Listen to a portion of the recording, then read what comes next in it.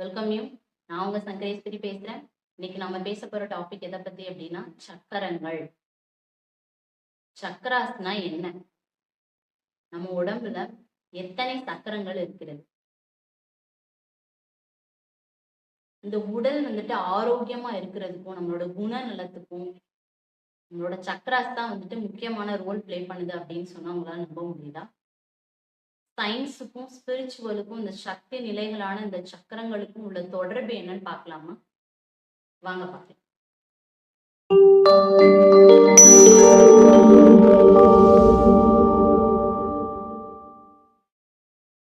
சக்கரங்கள்னா என்ன அப்படின்னா நம்ம உடல்ல இருக்கிற சக்தி மையங்கள். சக்கரம் அப்படின்னா நம்ம உடம்புக்குள்ள சக்கரம் இருக்கு அப்படின்ற அர்த்தம் கிடையாது. உடல் உறுப்பு பக்கத்துல இருக்கு அப்படின்றது கிடையாது. அது ஒரு சக்தி மையம், சூட்சுமமா இருக்கு. அதை நம்மளால பார்க்க முடியாது. எப்படி இந்த இறை சக்தியை நம்மால உணர முடியுமோ, சூட்சும தன்மையில இருக்குதோ, அது மாதிரி அந்த சக்கரங்கள் நம்ம உடம்புல சூட்சும தன்மையில இயங்கிட்டு இருக்கு. இந்த சக்கரங்கள் சீரா செயல்பட்டாதான் நம்ம உடலும் மனதும் எண்ணங்களும் சரியா இருக்கும் அப்படின்னு சொல்லப்படுது.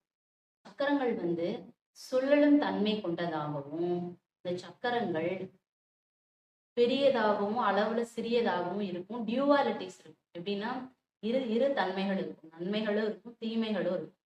எப்படி அளவுக்கு மீறினால் அமிர்தமும் நஞ்சு அப்படின்னு சொல்ல வர்றோமோ, அதே மாதிரி ஒரு உறுப்புகளும் நம்ம உடம்புல சிறப்பா சீரா செயல்படுறதுக்கு பேலன்ஸா நம்ம வச்சிருக்கணும் இல்லையா?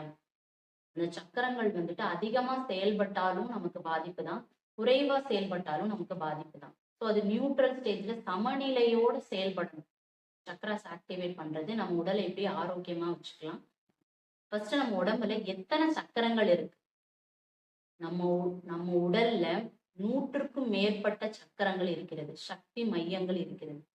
ஆனா எல்லாத்துக்குமே ஒரு சென்ட்ரல் பாயிண்ட்னு சொல்லுவோம் இல்லையா? அப்படி சொல்லப்படுறதுன்னா 7 சக்கரங்கள். சக்கரங்கள் என்ன அப்படின்னா மூலாதாரம், சுவாதிஷ்டானம், மணிப்பூரகம், அநாகதம், விசுத்தி, ஆக்னா, சகஸ்ரா.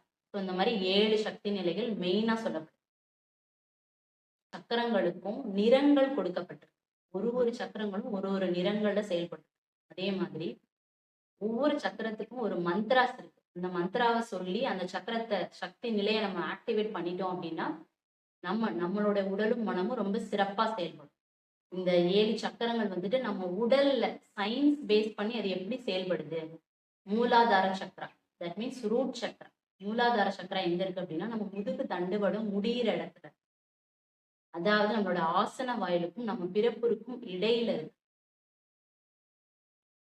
ஸோ அந்த இடத்த சுத்தி என்ன இருக்கு அப்படின்னா செக்ஷுவல் கிளாண்ட் இருக்கு, பால் சுரப்பி இருக்கு. ஸோ அதை சுத்தி உள்ள ஆர்கன்ஸ் எல்லாமே சிறப்பா செயல்படணும் அப்படின்னா இந்த ஒரு சக்தி மையம் ஆக்டிவேட்ல இருந்துச்சு அப்படின்னா அதை சுத்தி உள்ள பார்ட்ஸ் எல்லாம் சிறப்பா செயல்படும். எப்படின்னா அந்த செக்ஷுவல் கிளாண்ட் என்ன ப்ரொடியூஸ் பண்ணும் அப்படின்னா பெண்கள் மாதவிடாய் ஆகிறதுக்கும் சரி, அதே மாதிரி அவங்களுக்கு திருமணமாகி அவங்களுக்கு கருமுட்டை உருவாகிறது அதுவா இருக்கட்டும் சரி, அவங்க ஹார்மோன்ஸ் ப்ரொடியூஸ் பண்ணுது. அந்த செக்ஷுவல் கிளாண்ட் என்ன மாதிரியான ஹார்மோன்ஸ் அப்படின்னா ப்ரோஜெஸ்ட்ரான், ஈஸ்ட்ரோஜன் அப்படின்ற ஒரு ஹார்மோன்ஸை அது சுரக்கும். ஸோ அதை பேஸ் பண்ணி தான் நமக்கு மாதவிடாயும் அந்த சினைப்பையில அந்த முட்டை உருவாகிறதுக்கும் ஹெல்ப் பண்ணுது. அதே மாதிரி மெனோபஸ் அப்படின்னு சொல்லக்கூடிய 50 வயசுக்கு மேல இருக்கிற பெண்களுக்கு இந்த மாதவிடாய் தடைப்படும் இல்லையா? அதுவும் இதை பேஸ் பண்ணி தான் இருக்கு. ஸோ நம்ம இந்த மூலாதார சக்கராஸை கரெக்டா வச்சிருந்தோம் அப்படின்னா, ஆக்டிவேட் பண்ணிட்டோம் அப்படின்னா அதை சுத்தி உள்ள உடல் உறுப்புகளுக்கு உள்ள பாதிப்பு எதுவும் ஏற்படாம இருக்கும் இல்லையா? அதே மாதிரி ஆண்களுக்கு எப்படி அப்படின்னா விந்து சக்தி இருக்கும் இல்லையா? அவங்களுக்கு டெஸ்ட்ரோஜன் அப்படின்ற ஒரு ஹார்மோன் சுரக்கிறதுக்கும் அந்த சக்தி நிலைகளை சீரா வச்சுக்கிறதுக்கும் இந்த சக்தி மையம் உதவி செய்யுது. ரூட் சக்ரா, இந்த சக்ரா ஹெல்ப் பண்ணுது. இந்த சுவாதிஷ்டான சக்ரா எங்க இருக்கு அப்படின்னா நம்ம தொப்புளுக்கு 4 அங்குலத்துக்கு கீழே இருக்கு இல்லையா? அதோட செயல்பாடு எப்படி இருக்கும் அப்படின்னா அட்ரினல் கிளாண்ட். அந்த அட்ரினல் கிளாண்ட் பேங்க்ரியஸ் இருக்குல்ல, பேங்க்ரியாஸ், அப்புறம் வந்துட்டு லிவர், கல்லீரல், கணையம், அதை சுத்தி உள்ள கிட்னிஸ், அந்த அந்த பார்ட்ஸஸ் எல்லாத்தையுமே. ஸோ இந்த ஒரு சக்கராவை நம்ம ஆக்டிவேட் பண்ணோம், அந்த சக்தி நிலையை நம்ம எழுப்பணும் அப்படின்னா, அதுல வந்து இஎஸ்பி, எக்ஸ்ட்ரா சென்சரி பர்செப்ஷன் அப்படின்னு சொல்லப்படுற அந்த உடல் தாண்டின விஷயங்கள் எப்படின்னா, இந்த ஆவிகளோட பேசுறது, கூடு விட்டு கூடு பாயுறது, இந்த மாதிரியான ஒரு மேஜிக்கல் மந்திரங்கள் தந்திரங்கள் பண்ற இந்த மாதிரியான விஷயங்கள்லாம் பண்ணலாம். எனக்கு அதெல்லாம் தேவையில்லை. எனக்கு வந்துட்டு ஆரோக்கியமும் நல்ல ஒரு சந்தோஷமான வாழ்க்கையும் தான் தேவை அப்படின்னா, அங்க நீங்க ஃபோக்கஸ் பண்ணி தியானம் பண்ணணுன்ற அவசியம் இல்ல. பட் ஜஸ்ட் அந்த இடத்துல அந்த உறுப்புகள் செயல்படுறதுக்கான ஒரு ஆக்டிவேஷன் 1 மினிட், 2 மினிட் ஃபோக்கஸ் பண்ணி ப்ரே பண்ணாலே போதும். என்ன அப்படின்னா மணிப்பூரகம். மணிப்பூரகம்னா கரெக்ட்டா நம்ம தொப்புள் இருக்கு இல்லையா? அந்த பாயிண்ட்ல இருக்கிறது தான் வந்துட்டு மணிப்பூரக சக்கரம். குளுக்கோஸ் லெவல், இன்சுலின், குளுக்கோஸ் அப்படின்ற ஒரு பிரச்சனை ஏற்படாது. இன்சுலின் எவ்வளோ வந்துட்டு நம்ம ஒரு பாடிக்கு இம்பார்ட்டன்டான விஷயம் அப்படின்றது. இன்சுலின், குளுக்கோஸ் அப்படின்ற ஒரு லெவல வந்துட்டு நம்ம பேலன்ஸா மெயின்டைன் பண்ணிக்கிறதுக்கும், சுகர் வந்துட்டு ஃபியூச்சர்ல நம்ம சுகரால நம்ம பாதிக்கப்படாம இருக்கிறதுக்கும் இது ஒரு பெஸ்ட் சொல்யூஷனா இருக்கும். ஸோ மணிப்பூரகத்துல நம்ம தியானம் பண்ணும்போது இதனால ஏற்படுற பிரச்சனைகளை நாம கண்ட்ரோல் பண்ண முடியும். நெக்ஸ்ட் என்ன அப்படின்னா அநாகதம், heart chakra. Means heart chakra. அநாகதம் அப்படின்னா நம்ம நெஞ்சுக்குழியில இருந்து ஒரு 4 அங்குலம் கொஞ்சம் மேல இருக்கிற மாதிரி இருக்கு. இதனால வந்துட்டு இதை நம்ம ஆக்டிவேட் பண்றப்போ இது நம்ம அந்த இடத்துல இருக்கிற அந்த ஹார்ட்டோட ஃபங்க்ஷன்ஸ் எல்லாமே ரொம்ப சிறப்பா செயல்படும். எதை பேஸ் பண்ணி அப்படின்னா தைமஸ் கிளாண்ட் அப்படின்றத பேஸ் பண்ணி. தைமஸ் கிளாண்ட் அதை ஆக்டிவேட் பண்ணும். இந்த சக்கரம் வந்து தைமஸ் சுரப்பிய செயல்படுத்துச்சு அப்படின்னா அதனால ரத்த அழுத்தம் அதெல்லாம் இல்லாம ஹெல்தியா, பிளஸ் அந்த இடத்துல நாம வச்சு தியானம் பண்ணும்போது நமக்கு இன்ட்யூஷன் பவர் வந்துட்டு ஜாஸ்தியாகும். இன்ட்யூஷன்னா என்ன அப்படின்னா உள்ளுணர்வு தன்மை. உள்ளுணர்வு சொல்லுவோம் இல்லையா? அசரீரி ஒலிக்கும்னு சொன்னாங்க. உள்ளுணர்வு சொல்றது அப்படியே பழிக்கும்ல. ஸோ அந்த மாதிரி விஷயங்கள் வெளிப்படையா இருக்கும். ஹார்ட் சக்கராஸ் ஆக்டிவேட்ல இருக்கும்போது. சுத்தினா வந்து நம்ம தொண்டை குழி இந்த இடத்துல இருக்கு அந்த சக்கரம். இதோட ரோல் என்ன அப்படின்னா தைராய்டு அப்படின்ற ஒரு கிளாண்டை வந்துட்டு இது கண்ட்ரோல் பண்ணிட்டு இருக்கு. ஸோ இதை நம்ம ஆக்டிவேட்ல இருக்கப்போ தைராய்டால நமக்கு ஏற்படுற பேலன்ஸ். நிறைய பேர் வந்துட்டு தைராய்டு கம்மியாகவும் குறைவாகவும் இருக்கிற மாதிரியான பாதிப்பு ஃபேஸ் பண்ணிட்டு இருக்காங்க இல்லையா? தைராய்டு பிரச்சனை இருக்கிறவங்களுக்கு ஒரு சொல்யூஷனா இருக்கும்னா இந்த விசுத்தி இதுல வந்துட்டு நம்ம 2 நிமிஷம் வந்துட்டு தியானம் பண்ணோம் அப்படின்னா அதை சுத்தி இருக்கிற தைராய்டுனால ஏற்பட்ட பிரச்சனைகள் எல்லாமே வந்துட்டு குறையப்படும். விசுத்தி ஆக்னா அப்படின்னா நம்ம நெத்தி பொட்டு பொட்டு வைக்கிறோம் இல்ல, இந்த இடத்துல இருக்கிறதா வந்துட்டு ஆக்னா சக்கரா. இந்த சக்கரா வந்துட்டு பிட்யூட்ரி கிளாண்ட் அப்படின்ற இந்த சக்கரா வந்து பிட்யூட்ரி கிளாண்டை கண்ட்ரோல் பண்ணிட்டு இருக்கு. இது நமக்கு ஆக்டிவேட் ஆயிடுச்சு அப்படின்னா பிட்யூட்ரி கிளாண்ட் இதான் வந்துட்டு ஒரு மூளைக்கு நம்ம ஒரு சென்ட்ரல் நர்வஸ் பாயிண்ட் மாதிரி நம்ம எல்லா சக்தி நிலைகளையும் கண்ட்ரோல் பண்ற மாதிரி. இதை நம்ம ஆக்டிவேட் பண்ணிட்டோம் அப்படின்னா கீழ் நிலையில உள்ள லோவர் லோவர் சக்ராஸ் எல்லாமே வந்துட்டு ரொம்ப சிறப்பா செயல்படும். இது எல்லாமே வந்துட்டு கரெக்ட் பண்ணி வைக்கிறது இந்த பிட்யூட்ரி கிளாண்ட் தான். மனசை கண்ட்ரோல் பண்ற திடம் நமக்கு இருக்கு. நம்ம என்ன யோசிக்கிறோமோ அதை தான் நம்ம மனசு செய்யும். நம்ம வந்துட்டு மனசு கண்ட்ரோல்ல இருக்க மாட்டோம். ஸோ இந்த இடத்துல ஆக்னா சக்கரத்துல புருவமத்தி தியானம் பண்ணுவோம்னு சொல்லுவாங்கல்ல. ஸோ இதை பேஸ் பண்ணி தான் இதை மட்டும் நம்ம புருவமத்தி தியானத்தை நம்ம புருவமத்தியில் உள்ள அந்த ஆக்னா சக்கரத்தை நம்ம ஆக்டிவேட் பண்ணிட்டோம்னாலே நம்ம மற்ற சக்கரங்கள் ரொம்ப சிறப்பா செயல்படும். நம்ம வேண்டியது எல்லாமே நமக்கு கிடைக்கும். சக்கரம் தான் வந்துட்டு இங்க நம்ம உச்சிக்குடியில இருக்கு, நம்ம உயிர் இருக்கிற இடம். குழந்தைங்களா இருக்கிறப்போ நம்ம பிறந்தப்ப நம்ம உயிர் எங்க இருந்திருக்கோம் அப்படின்னா இந்த உச்சிக்குடியில தான். குழந்தைங்க இங்க துடிக்கும் இல்லையா? இங்கதான் உயிர் இருக்கும். ஒரு 12, 15 வயசு, 12, 13 வயசு வரைக்கும் வந்துட்டு இந்த உச்சிக்குடியில தான் அந்த உயிர் வந்துட்டு இருக்கும். ஒரு பெண் வந்துட்டு ஃபர்ஸ்ட் ஏஜ் அட்டன் பண்றாங்க அப்படின்னா அந்த உயிர் வந்துட்டு இந்த நம்மளோட முதுகு தண்டுவளம் வழியா இறங்கி கீழே அந்த மூலாதார சக்கரால போய் தங்கிரும். ஓகேவா? அதே மாதிரிதான் ஒரு பாயா இருந்தாங்கன்னா ஒரு 12 to 13, 12 to 13 வயசுக்குள்ள அந்த உயிர் சக்தி மேல இருக்கிற உயிர் சக்தி முதுகு தண்டுவடமா தன்னால இறங்கி கீழே மூலாதார சக்கரால போய் உட்காந்துரும். இங்க இந்த உயிர் சக்தியை நாம மேல ஏத்தி மூலாதாரத்துல இருக்கிற அந்த உயிர் சக்திய நாம மேல ஏத்தி சகசிராக்கு ஏத்தி மனம் ஒடுங்கி அந்த இறைநிலையை உணர்வதுதான் அந்த சகசிர சக்கரா. நான் யார் அப்படின்ற ஒரு கிளாரிட்டி கிடைக்கிறது இந்த சக்கரால தான். நான் யார் அப்படின்னு ஒரு கிளாரிட்டி கிடைச்சு இறைநிலையை உணர்ற தன்மை நமக்கு கிடைக்கிறது இந்த சகஸ்ர சக்கரா ஆக்டிவேட் ஆனதுலதான். ஸோ இதுல இருக்கிறவங்க தான் நம்ம எல்லா ஞானிகளும் சித்தர்களும் முனிவர்களும் சகஸ்ர சக்கரால தான் அவங்க செயல்பட்டு இருப்பாங்க. சக்கரங்கள் நம்மளோட உடல் நிலையில எப்படி ஒரு செயல்பாடுகளை செஞ்சுட்டு இருக்கு, அது எவ்வளவு பெனிஃபிட் நமக்கு கொடுக்குது, அது ஆக்டிவேட் ஆனா அது சீரா இயங்குறதுக்கு நம்ம என்னெல்லாம் பண்ணணும் அப்படின்றத பார்த்தோம்.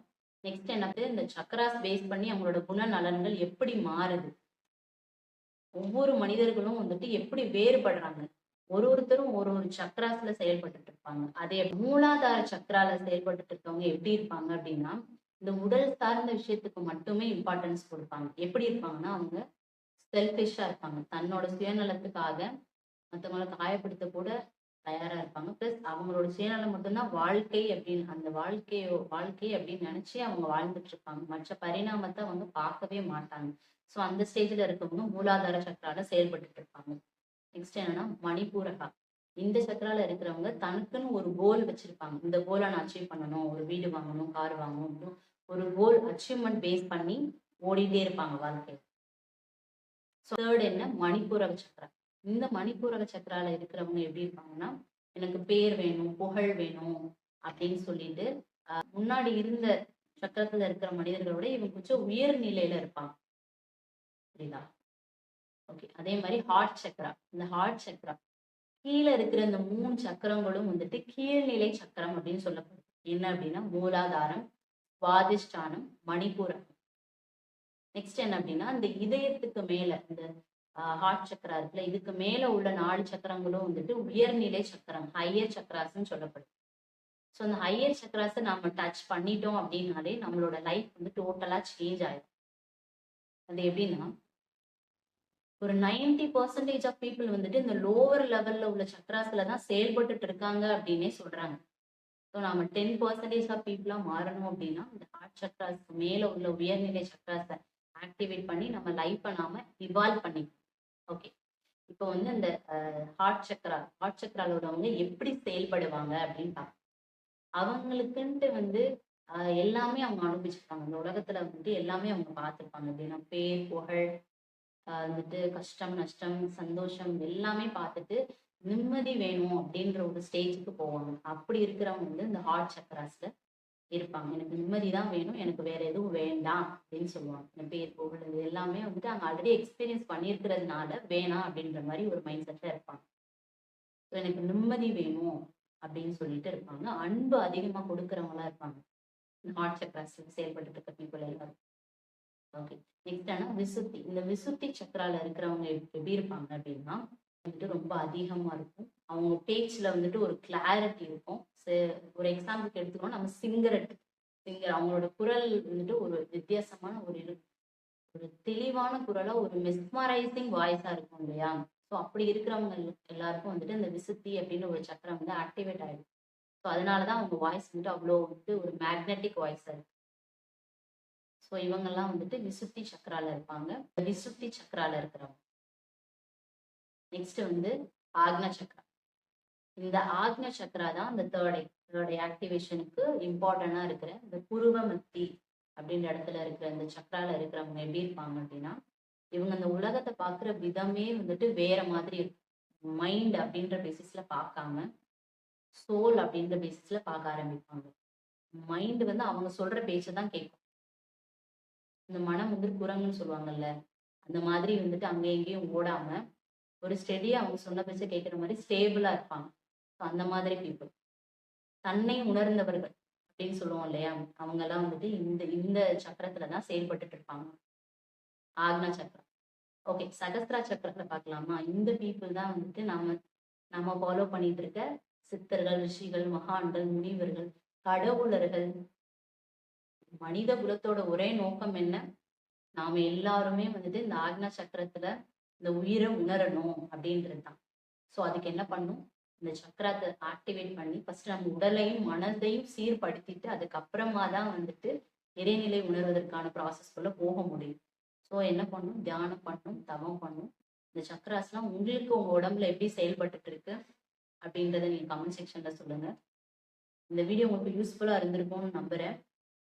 ரொம்ப இன்ட்ரெஸ்டிங்காகவும் இருந்திருக்கும்னு நினைக்கிறேன். ஸோ நெக்ஸ்ட் வீடியோல